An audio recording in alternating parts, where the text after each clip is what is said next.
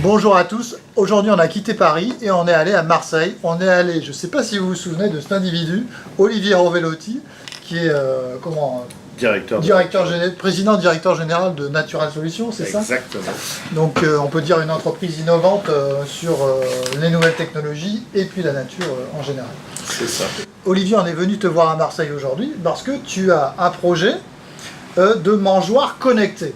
Alors raconte-nous un peu ton projet en quelques mots. Alors une mangeoire connectée, c'est l'idée de créer un capteur pour capter des données de biodiversité de manière automatique.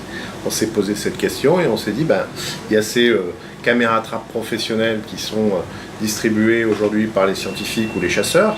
Comment est-ce qu'on crée une caméra trappe grand public qui soit peut-être un peu moins chère et qui permette de prendre de la donnée sur votre balcon, dans votre jardin, sur votre mangeoire. D'accord, donc ce que tu appelles prendre de la donnée, c'est faire une photographie des oiseaux qui viennent, ou d'ailleurs des mammifères, ça peut être des écureuils, qui viennent à la mangeoire. C'est ça, exactement. Mais alors là, tu as fait un prototype de caméra, mais finalement des caméras, il en existe déjà, enfin des caméras connectées.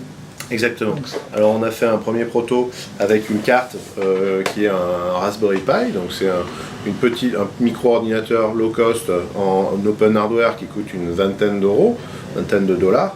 Et puis on a embarqué ça avec un capteur de présence et une caméra dans une boîte qu'on avait éco-conçue avec une découpeuse laser. Et puis juste après ça, on s'est rendu compte qu'on avait nos amis anglais qui avaient eux beaucoup plus avancé que nous et qui avait fait un moule avec une boîte étanche pour embarquer elle aussi un Raspberry Pi, une carte SD et un capteur de présence et un capteur photo. Donc voilà. Tout ça pour enclencher des photos sur ces mangeoires. Donc en fait, ton idée, c'est pas de refaire ce qui existe déjà.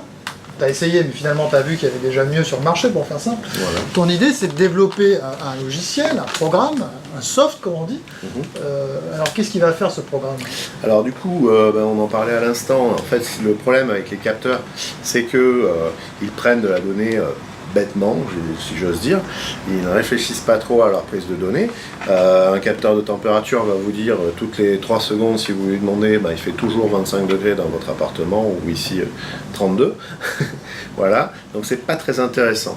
Donc ce qui est intéressant, c'est le changement d'état. C'est le passage d'un état de 25 degrés à 32 degrés. Là, ça veut dire que votre climatiseur est tombé en panne, ou que pour un capteur de présence d'oiseaux, vous avez un nouvel individu, une nouvelle espèce qui est venue à votre mangeoire.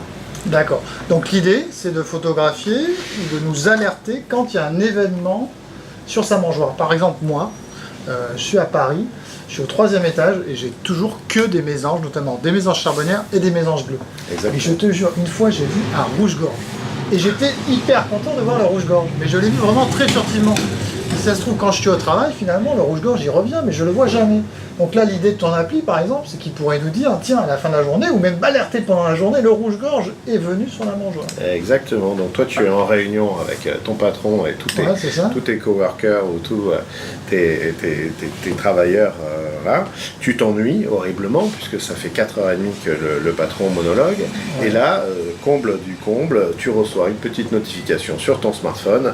Le rouge-gorge est venu aujourd'hui sur la mangeoire. Ouais. Et voilà la photo. Donc j'ai tout raté, j'aurais dû rester chez moi, prendre un jour de congé. Exactement. Finalement, ton projet rentre dans ce qu'on appelle les sciences participatives, c'est-à-dire que chacun va s'amuser chez lui, va se faire plaisir, et en même temps, il va alimenter des bases de données que les scientifiques vont pouvoir exploiter. Voilà, c'est des sciences participatives faites par des robots.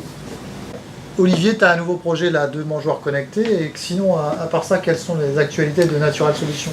Alors toujours éco-balade avec une toute nouvelle dans la région parisienne sur la réserve naturelle de la Bassée.